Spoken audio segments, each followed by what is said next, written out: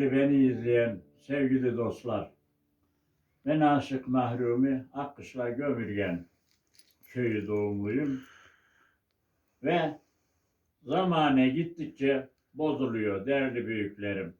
Saygı kalmadı, sevgi kalmadı.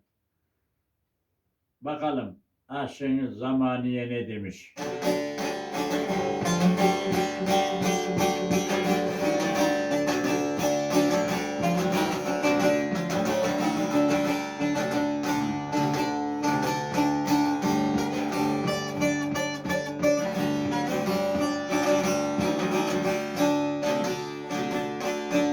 Hop müziği darben aldım azizim, Vadino'da depişenler çuvaldı.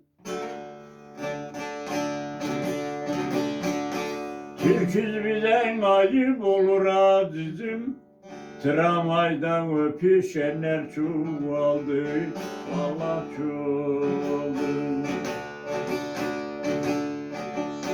Türküz bizden ayıp olur azizim, Tramvayda öpüşenler çuvaldı, vallahi çuvaldı.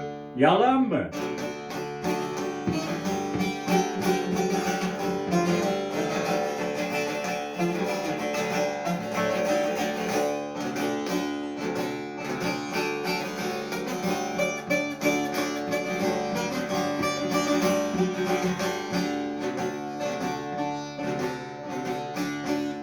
Şimdi kızlar yola indi çatıdan, arkadaş bulurdan uyuyor gelir yatıdan. Avratlara kanun çıktı batıdan, kocasıyla kapışanlar çuvaldı, vallahi çuvaldı.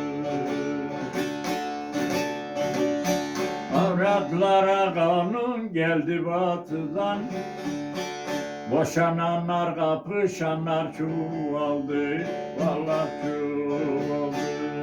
Yalan mı?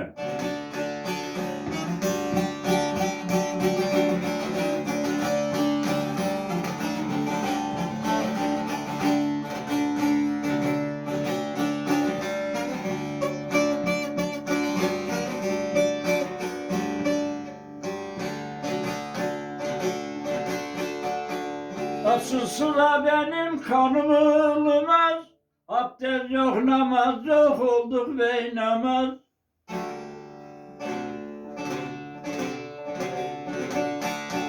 Arkadaşlık kurmuş soyun tanımaz, dostum diye yapışanlar çuvaldı, vallahi çuvaldı. Arkadaşlık kurmuş soyun tanımaz, dostum diye yapışanlar çuvaldı, üstad çuvaldı. Yalan mı?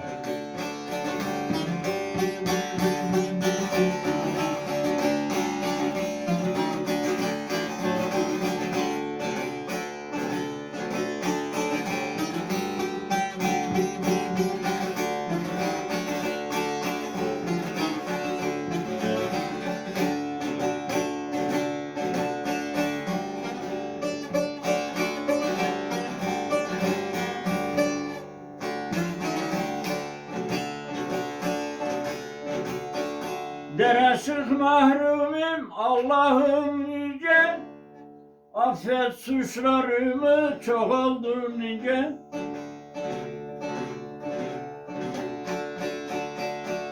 Dedikodu başlar hem gündüz gece, yalan lafa kopuşanlar çuvaldı, vallahi çuvaldı. Dedikodu başlar hem gündüz gece, yalan söze kopuşanlar çuvaldı, vallahi çuvaldı. Yalan mı söylüyorum?